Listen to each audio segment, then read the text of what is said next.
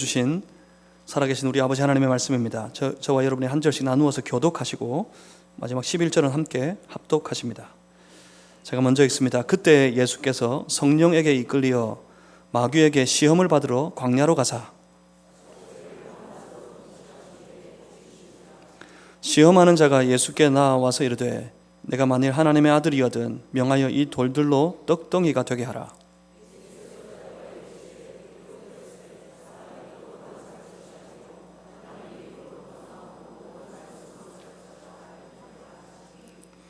이에 마귀가 예수를 거룩한 성으로 데려다가 성전 꼭대기에 세우고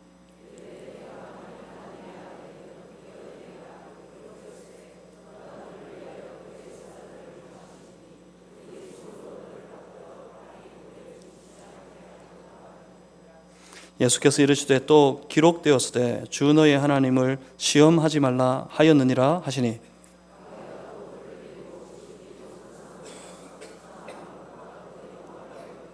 이르되 만일 내게 엎드려 경배하면 이 모든 것을 내게 주리라.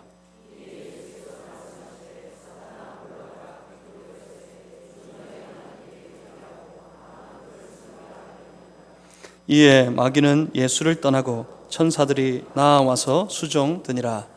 아멘. 마태복음 4장 1절에서 11절 말씀으로 시험을 이기라 하는 제목으로 함께 말씀 나누시겠는데, 그렇습니다. 시험을 이길 때 우리 승리의 삶을 살 수 있습니다. 앞뒤 좌우 계신 분 한번 보시고 한 번 더 인사하겠습니다. 시험을 이깁시다. 한번 인사하겠습니다.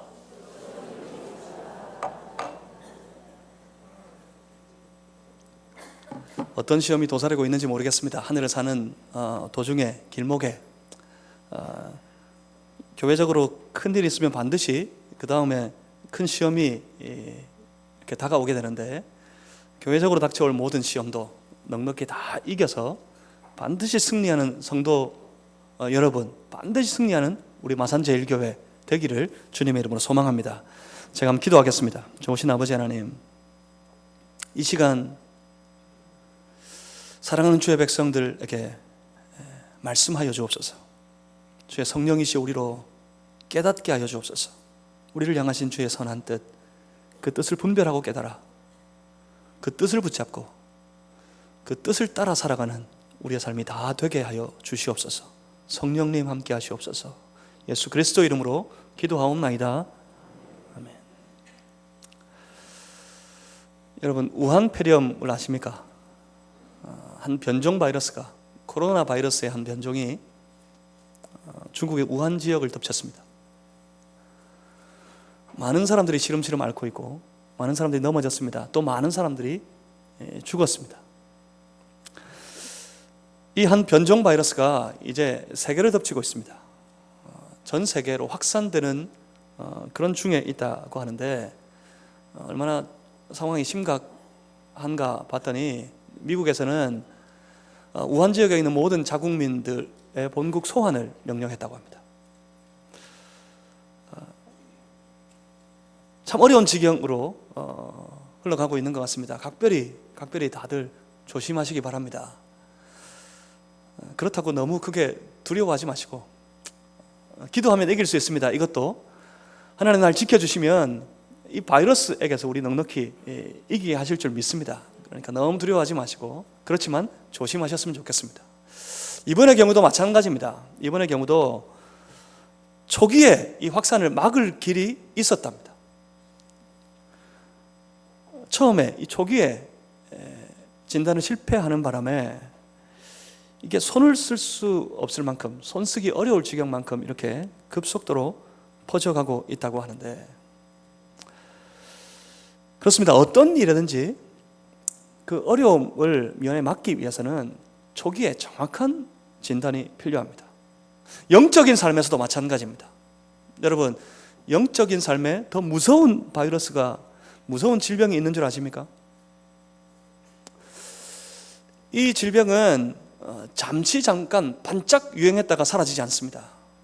항상 모든 믿는 자들의 삶 속에 언제 어떤 경우에든지 믿는 자들을 덮치기 위해서 항상 그들 앞에 도사리고 있습니다.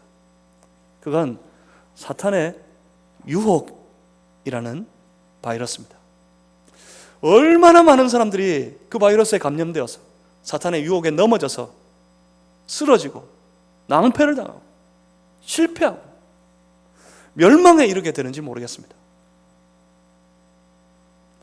그 바이러스에 넘어지지 않기 위해, 그 바이러스 때문에 쓰러지지 않기 위해 우리 처음부터 정확하게 진단하고,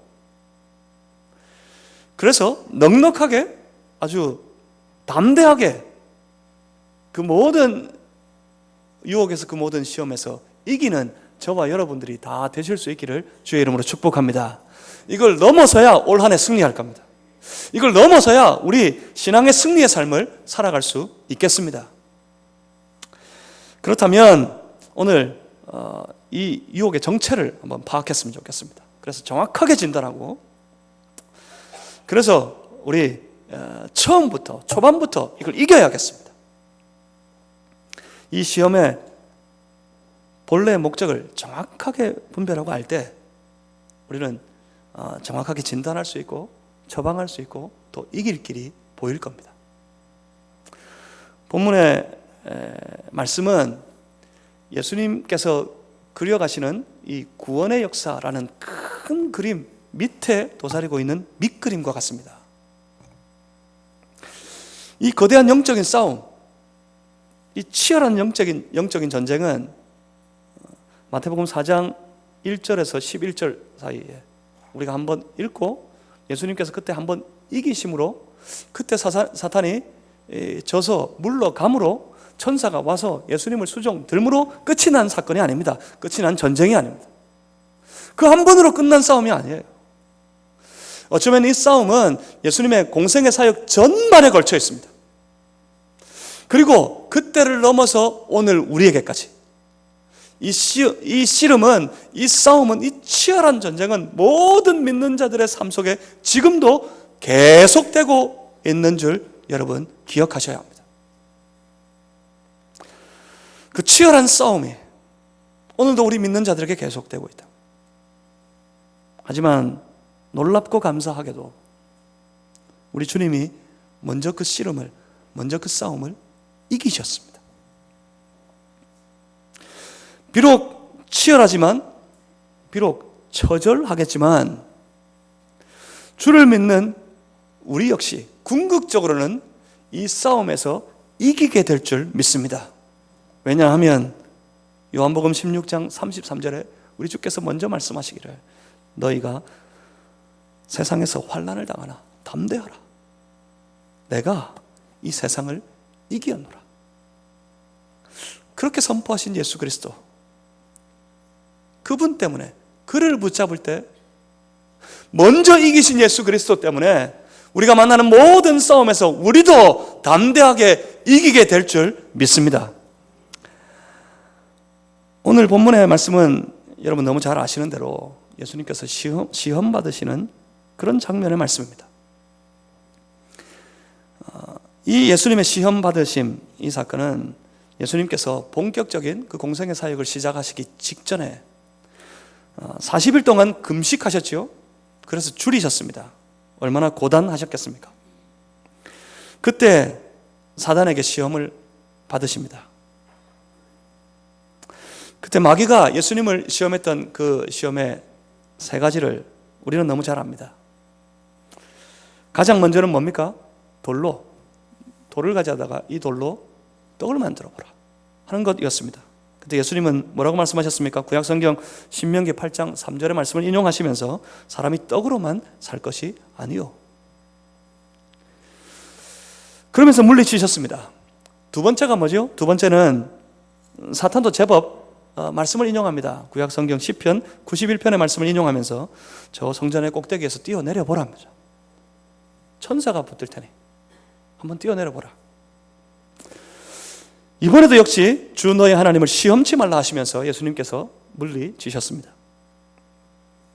그리고 마지막 세 번째가 뭡니까?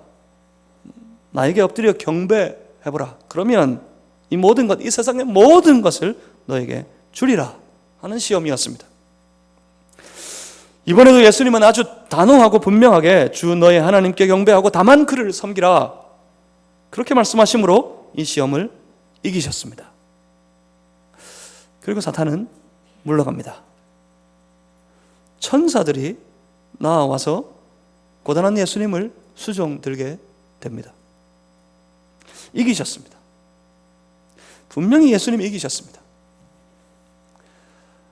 그런데 저는 이 장면을 볼 때마다 좀 이상합니다. 아주 치열한 전쟁, 치열한 싸움인데 사단과의 이 치열한 영적인 싸움, 그 싸움을 이기셨음에도 불구하고 뭐 그다지 긴박감이 느껴지지 않습니다. 뭐 그렇게 심각한 전쟁인 것처럼 보이지 않습니다. 뭐 이 정도 가지고, 그런 마음이 들어요. 뭐 이 정도 가지고. 예수님이 이기셨다는 것은 그렇게 분명히 누누이 들어서 잘 알겠는데 뭔가 석연치 않은 것이 있습니다. 예수님의 권세, 예수님의 능력으로 이 시험을 이기셔야 하는데, 이 싸움에서 이 전쟁에서 이겨 승리를 선포하셔야 하는데 그렇게 대단한 전쟁의 모습이 보이지 않습니다. 하지만 분명한 것은 지금 이 시험은 인류의 역사를 완전히 뒤바뀌는 아주 중요하고 심각한 전쟁입니다. 그렇다면 혹시 우리가 뭔가를 놓치고 있는 것이 아닐까요? 무언가를 간과하고 있는 것 같습니다. 처음부터 이 시험의 장면을 아주 자세히 면밀히 한번 살펴볼 필요가 있겠습니다. 본문 1절에 먼저 이렇게 말씀합니다. 그때 예수께서 성령에게 이끌려 마귀에게 시험을 받으러 광야로 가사. 똑같은 말씀을 우리에게 전해주는 누가복음 4장 1절에는 이렇게 말씀하십니다. 예수께서 성령의 충만함을 입어. 여기서 아주 중요한 장면이 하나 보이십니까? 지금 이 시험의 자리에 나아가시기 전에 우리 예수님께서 어떻게 하셨습니까? 예수님의 상태는, 예수님 모습은 어떠한 모습입니까? 가장 중요한 건 예수님은 지금 성령 충만하십니다. 여러분, 성령 충만하면 어떻게 되는지 아십니까? 성령 충만하면 막 뜨거워지고, 성령 충만하면 이상한 일을 벌이고 하는 것들이 아닙니다. 성령 충만한 사람들을 보십시오. 성령 충만한 자리에 한번 가보십시오. 뚜렷한 특징이 하나 있습니다. 성령 충만하면 주님 주시는 사명을 발견합니다. 성령 충만하면 사명이 무엇인지 확실히 압니다. 성령 충만하면 그 사명의 길을 갑니다. 성령 충만하면 길을 잃지 않습니다. 예수님 지금 성령 충만하십니다. 성령 충만하신 예수님의 가슴 속에 있는 유일한 한 가지가 있을 거예요. 그게 뭘까요? 그게 뭐겠습니까? 그건 예수님께서 이 땅에 오신 이유, 주께서 이 땅에 오신 유일한 사명, 그것 한 가지. 자기 백성을 저들에 대해서 구원하겠다. 저 사망 가운데 신음하고 있는 내 백성들을 반드시 구원하여 살려내겠다 하시는 예수님의 사명으로 예수님은 그 가슴이 지금 온통 가득하셨습니다. 예수님의 마음속에는 저와 여러분의 구원 그 한 가지밖에 없었다는 말입니다. 예수님 마음속에는 저와 여러분을 구원해서 우리를 통해 이 땅 가운데 새롭게 세워가실 하나님의 나라의 역사만이 가득해 있었다는 말입니다. 그때 예수님은 성령 충만하셔서 성령께서 이끄시는 대로 나아가 사탄을, 마귀를 만나 하십니다. 그렇다면 사단과의 이 싸움, 이 치열한 전쟁의 목적이 뭘까요? 이 싸움의 목적이 어디에 있겠습니까? 이 싸움의 목적이 돌이 떡이 되는 데 있을까요? 과연 사단은 예수님에게 이 돌로 떡을 만들 만한 재능이 있는 것을 보기를 원했을까요? 사단은 과연 예수님을 통해 저 높은 성전 꼭대기에서 뛰어내려도 안전한 걸 보고 싶었을까요? 그렇게 할 수 있는지 못하는지, 아니면 과연 자기에게 엎드려 절을 하고 온 세상을 차지하게 되는지, 그걸 보고 싶었을까요? 만약 그런 것이었다면 했어야 합니다. 돌로 떡을 만들어 보라. 그랬더니 예수님 뭐라 그러셨죠? 못하겠다. 저 높은 그 성전 꼭대기에서 뛰어내려 보라. 그랬더니 예수님 어떻게 하셨죠? 못하겠다. 내 앞에 절을 해보라. 했더니 예수님 어떻게 하셨습니까? 못하겠다. 못하겠다 하신 예수님. 그래서 이겼답니다. 시키는 대로 다 안 했으니 이기신 건 이긴 것 같은데 뭔가 허전하지 않습니까? 못하겠다 해서 이긴다면 저도 할 수 있을 것 같아요. 웬만하면 저도 그렇게 할 수 있을 것 같습니다. 분명히 이겼는데 뭔가 허전합니다. 심지어는 좀 나약해 보이기까지 합니다. 뭔가 잘못 보고 있다는 말이죠. 우리가 뭔가 심각하게 잘못 보고 있는 게 한 가지 있습니다. 예수님의 시험이, 주께서 시험 받으심이, 사단과의 이 씨름이, 이 싸움이 그렇게 단순하지 않습니다. 이보다, 우리가 지금 보고 있는 그것보다 더 큰 무엇인가가 그 뒤에 있습니다. 떡 뒤에, 성전 꼭대기 그 뒤에 우리가 간과해버리는 뭔가가 중요한 것이 있습니다. 우리가 분명히 기억해야 될 것은 이 사건, 곧 예수님의 시험 받으신 이 사건 이후에 예수님께서는 본격적으로 공생의 사역을 시작하십니다. 온 세상 전면에 나타나셔서 세상에서 볼 수 없는, 세상에서 경험할 수 없는 놀라운 기적을 예수님께서 행하시고, 단순히 돌이 떡 되는 정도가 아닙니다. 놀라운 기적을 행하시고, 어떤 권세 있는 자들이 선포하는 말씀보다 더 권위 있는 말씀을 우리 주께서 선포하시며, 자기 백성들을 그들의 죄에서 구원하시는 그 공적인 사역, 구원의 사역을 본격적으로 예수님은 이 이후에 시작하십니다.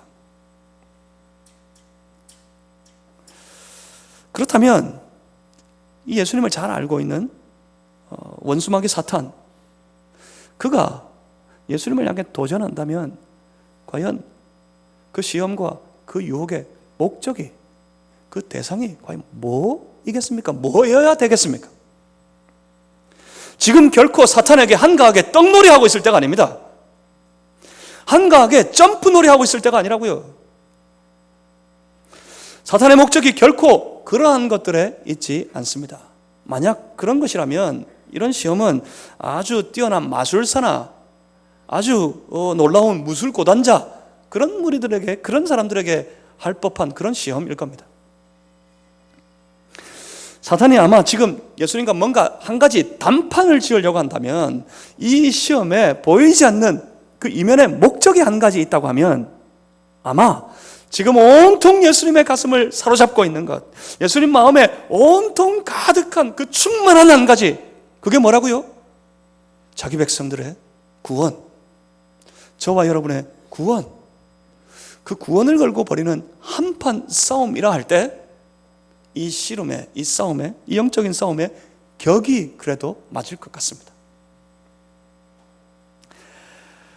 그렇습니다. 사탄은 지금 감히 예수님을 향해, 예수님께서 이 땅에 오신 이유가 되는 저와 여러분의 구원의 문제를 걸고 한판 예수님과 우리의 구원주와 더불어 전쟁을 벌이려 하고 있습니다. 다시 본문을 한번 볼까요? 3절 말씀입니다. 3절을 보시면, 시험하는 자가 예수께 나와서 이르되 네가 만일 하나님의 아들이거든 명하여 이 돌들로 떡덩이가 되게 하라. 여기서 이게 떡이 함정이에요. 늘 떡을 먹고 배부르고 싶은 우리들이 정말 이 돌이 떡이 될까? 하는 마음으로 보니까 예수님 정말 그렇게 하실까? 여기에 빠지는 거예요. 여기에 빠져버리면 정말 중요한 장면을 놓칩니다. 떡을 만들어 보라 그럽니다. 떡 한번 만들어 보라고, 이 돌 가지고 떡을 만들어 볼 수 있겠어? 할 수 있겠어? 그러면 어떻게 해야 될까요? 이기려면 이 싸움에서, 이 내기에서, 이 전쟁에서, 이 실험에서 이기려면 어떻게 해야 될까요? 만들어야죠. 만들어서 보여줘야죠. 당신의 그 권세를, 그 권위를. 예수님 하실 수 있습니다. 분명 물로 포도주를 만든 분 아니십니까? 예수님 하실 수 있습니다. 그런데 우리 주님은 그렇게 하시지 않습니다. 왜냐하면 이 씨름의 목적이 거기에 있지 않으니까. 그 다음 시험의 장면도 한번 보실래요? 5절과 6절입니다. 이에 마귀가 예수를 거룩한 성으로 데려다가 성전 꼭대기에 세우고 이르되 네가 만일 하나님의 아들이거든 뛰어내리라 그럽니다. 뛰어내릴 수 있어? 여기서 뛰어내릴 수 있겠어? 뛰어내려서 당신의 그 권위를, 그 권세를 나타내 보일 수 있겠어? 천군 천사를 동원하는 그 권세를 보이겠느냐고. 뛰어내려 보라 그럽니다. 그럼 어떻게 해야 될까요? 이기려면 어떻게 하면 좋겠습니까? 저는 어릴 적에 도시에서 자랐습니다. 그때 저희 외갓집이 아주 일단 시골이었습니다. 그 시골 동네에 가면 한 또랑이 흐르고 있습니다. 방학 때만 되면 저는 시골 외갓집에 놀러를 갔습니다. 제가 가면 기다리고 있는 그 동네 친구들이 있습니다. 그 동네 친구들이 무리 지어서 몰려옵니다. 저희 외갓집으로. 한번 나와보라고 하더라고요. 나갑니다. 나가면 그 또랑 앞에 섭니다. 그 친구들은 늘 그 또랑을 이렇게 점프해가지고 뛰어가지고 건너 다니는 그런 정도의 또랑입니다. 아마 도시놈은 그 정도 못할 거라고 여겼나 보죠. 저더러 그럽니다. 한번 뛰어보라고. 뛰어서 네가 건널 수 있으면 100원 주겠다. 제법 내기도 걸면서 뛰어보라 그럽니다. 그거 어떻게 했을 것 같아서요, 제가 당시 그때 제법 이 운동을 잘하는 어린 소년이었던지라 과감하게 뛰었습니다. 저 멀리 갔다가 도움닫기에서 점프를 했습니다. 그 어떤 누구보다 멀리 뛰었습니다. 당연히 건넜습니다. 그래서 100원을 땄습니다. 누가 이겼습니까? 제가 이겼습니다.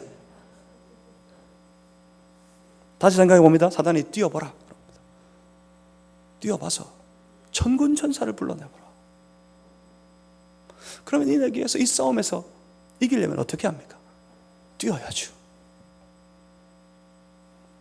그래서 천군 천사를 보란 듯이 동원하셔서 그 발을 붙들게 하시고 안전함을, 그 권위를, 그 권세를 나타내 보이셨어요. 그런데 예수님 못하시겠다 합니다. 왜요? 왜냐하면 지금 사단이 노리는 것이, 이 싸움이 그것에 대한 것이 아니기 때문에. 3절과 6절 말씀을 다시 한번 볼 필요가 있습니다. 여기에 우리가 놓치는 아주 중요한 사실이 한 가지 숨어 있습니다. 본문 3절에 보시면 이렇게 말씀합니다. 시험하는 자가 예수께 나와서 이르되 네가 만일 하나님의 아들이거든 명하여 이 돌들로 떡덩이가 되게 하라. 이 돌을 떡으로 만들어 당신이 스스로 하나님 아들 되심을 나타내 보여보라 합니다. 6절에 이렇게 말씀합니다. 이르되 네가 만일 하나님의 아들이거든 뛰어내리라. 똑같이 반복되는 한 말씀이 있죠. 그것이 무엇입니까? 네가 만일 하나님의 아들이거든. 사실 마귀는 압니다. 사실 사탄은 압니다. 공생의 사역 초기에 한 군대의 귀신들이 예수님을 만난 적이 있어요.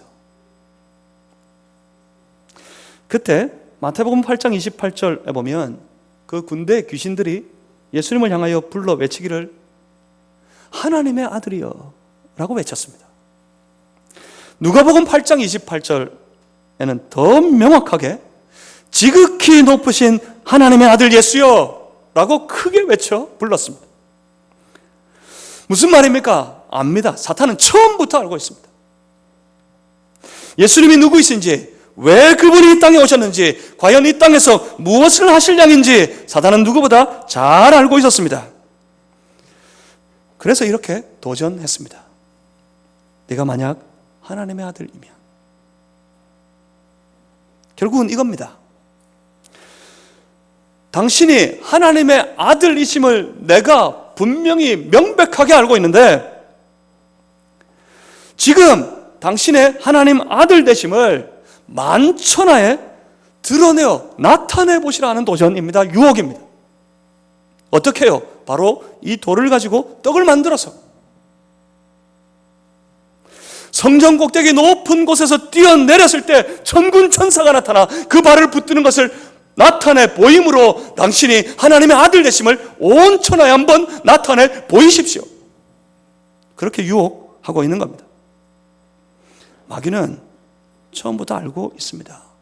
예수께서 이 땅에 오셔서 천하 많은 사람들에게 높임을 받고 그들 위에 군림하는 왕이 되시려 하는 것보다 오히려 철저하게 낮아져서 자기 백성들, 그들을 위한 구원의 길을 가려 하시는 것을 사탄은 알고 있습니다. 그래서 사탄은 그것을 무너뜨리려고 합니다. 바로 그 예수님의 구원의 사역 말입니다. 바로 지금 본격적으로 공생의 사역을 시작하려는 지금 오히려 당신이 하나님의 아들 되심의 그 놀라운 권세와 그 놀라운 능력을 저 천하 많은 사람들 앞에 나타내 보여줌으로 인해서 구원의 주가 되려 하시는 것보다 오히려 이스라엘 나라를 다스리는 왕이 되십시오.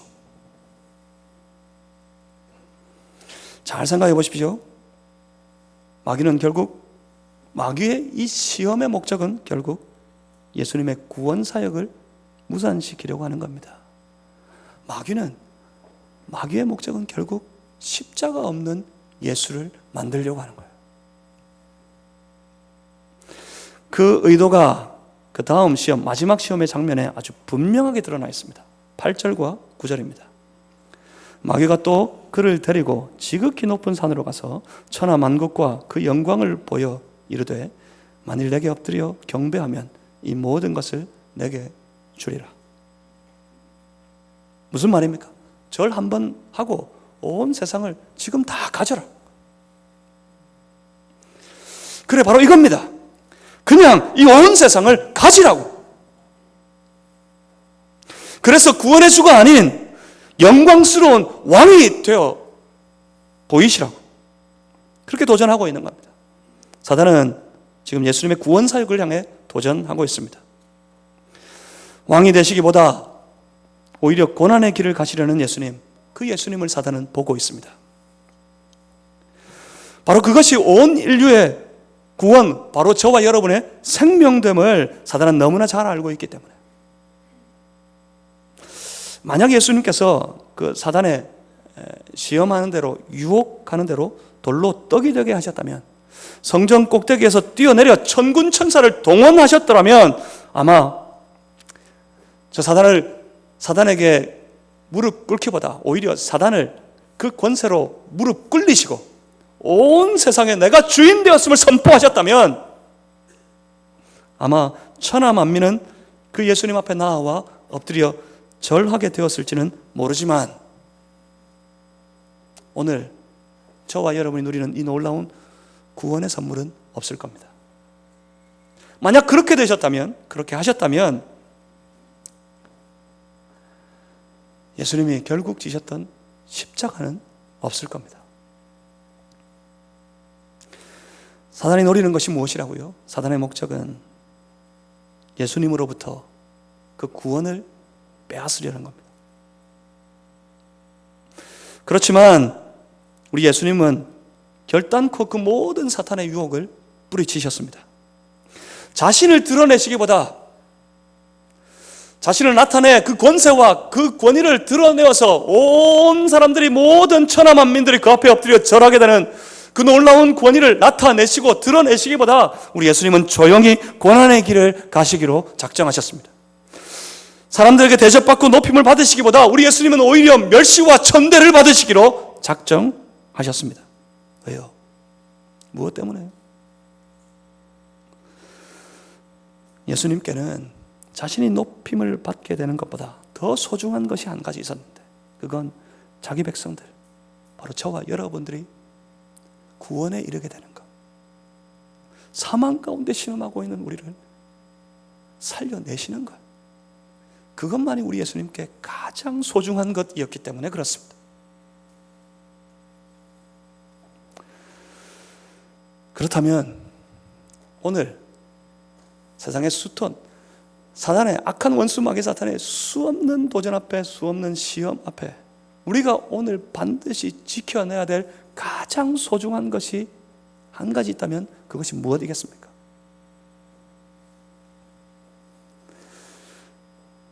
사단의 유혹은 그때로 끝나지 않았습니다. 지금도 계속되고 있습니다. 사단은 오늘도 포기하지 않았습니다. 여전히 우리 믿는 자들을 시험하려고 합니다. 우리 믿는 자들을 유혹하려고 합니다.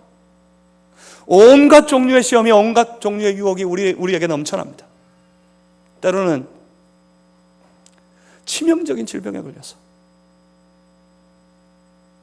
그래서 모든 것이 다 무너져 내려버리는 것 같은 그런 시련을 우리에게 주기도 합니다. 때로는 말할 수 없는 물질의 풍요를, 말할 수 없는 안락함을 우리에게 부어주어서 우리로 예수님을 생각하는 그 마음을 잃어버리도록 하려 합니다. 그때 우리가 지켜야 할 게 뭘까요? 사단이 노리는 게 뭘까요? 사단이 노리는 것은 우리의 물질이 아닙니다. 사단이 노리는 것은 우리가 가진 이 부요함이 아니라고요. 사단이 노리는 것이 무엇이겠습니까? 오늘도 악한 원수 마귀 사탄이 우는 사자와 같이 우리의 삶 앞에 꿇어 엎드려서 할 수만 있으면 우리 믿는 자라도 삼키려고 할 때 그가 노리는 것은 단 한 가지밖에 없습니다. 그것은 우리 안에 가진 놀라운 이 구원의 선물, 우리가 가진 예수 그리스도의 그 생명, 그것밖에는 없는 줄 믿습니다. 그렇다면 우리가 지켜야 되는 것은 당연히 그것뿐입니다. 때로는 내 건강이 무너지고 때로는 내 물질이 무너져갈 때 우리가 지켜야 될 것이 딱 한 가지 있습니다. 그것은 내 안에 있는 이 예수 그리스도의 생명입니다. 온갖 종류의 유혹이 닥쳐올 때 그때 우리가 강하게 붙들어야 될 것이 하나 있습니다. 그것이 바로 주께서 우리에게 허락하신 이 놀라운 구원입니다. 뭘 지켜야 될까요? 구원을 지켜야죠. 뭘 지켜야 합니까? 생명을 지켜야죠. 우리는 무엇을 돌보며 살아야 될까요? 우리의 신앙생활이 무엇을 돌보는 삶일 것 같습니까?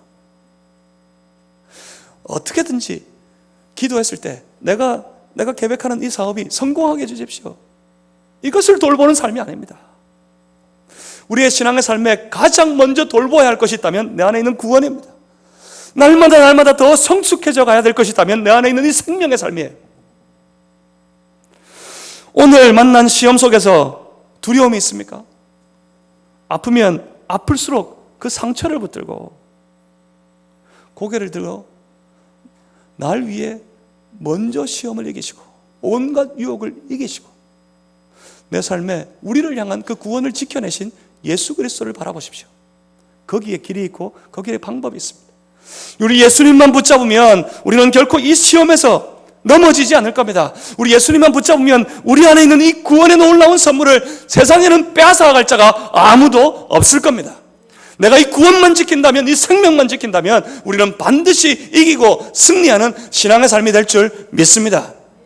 2020년 한 해 이 구원을 돌보시는 한 해가 되시길 바랍니다.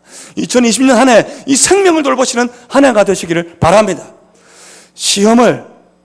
이 시험의 무서운 바이러스를 정확하게 진단하셔야 돼요. 건강인 줄 압니다. 사단의 시험이 물질인 줄 알아요. 사업이 부도가 날 직전에 갔을 때 왜 이런 어려움을, 왜 이런 시련을 나에게 주십니까? 그래서 사업이 정작 턱 부도가 나면 하나님 버립니다. 그 믿음을 버립니다. 그 구원을 버립니다. 그 생명을 버립니다. 그러면 졌어요. 사업에 져서 실패한 것이 아닙니다. 그 구원을 버렸기에 실패한 겁니다. 그럼에도 불구하고 내 이 구원을 지키고 그럼에도 불구하고 이 생명 붙잡고 주님 앞에 나아가면 사단은 결코 우리를 무너뜨릴 수 없습니다. 주께서 우리를 반드시 다시 세울 줄 믿습니다. 주께서 반드시 우리로 이기게 할 줄 믿습니다. 뭐가 제일 중요하다고요? 구원과 생명입니다. 시험의 목적이 어디에 있다고요? 구원과 생명에 있습니다. 예수님은 끝끝내 우리를 위한 그 구원을 지키셨습니다. 그러니 오늘 우리도 그 주님 의지하고 주님 붙잡고 끝끝내 우리의 구원과 이 생명을 지켜내는 사랑하는 모든 성도들 되시기를 주의 이름으로 축복합니다. 그래서 2020년 한 해 세상의 온갖 유혹과 시험을 이기고 승리하는 우리 마산 제1교회가 되기를 주님의 이름으로 소망합니다. 기도하겠습니다.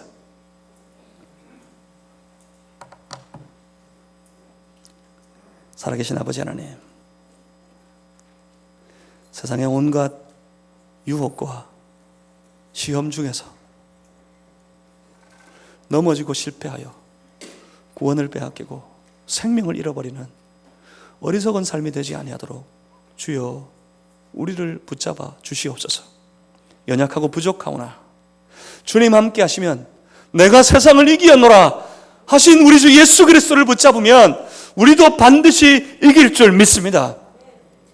연약한 우리를 불쌍히 여기시고 도와주시옵소서. 우리와 함께하여 주시옵소서. 그리하여 2020년 한 해는 반드시 승리하는 복된 한 해 되게 하여 주시옵소서. 감사합니다. 예수 그리스도 이름으로 기도하옵나이다. 아멘. 함께 찬양하시겠습니다. 찬송가 342장.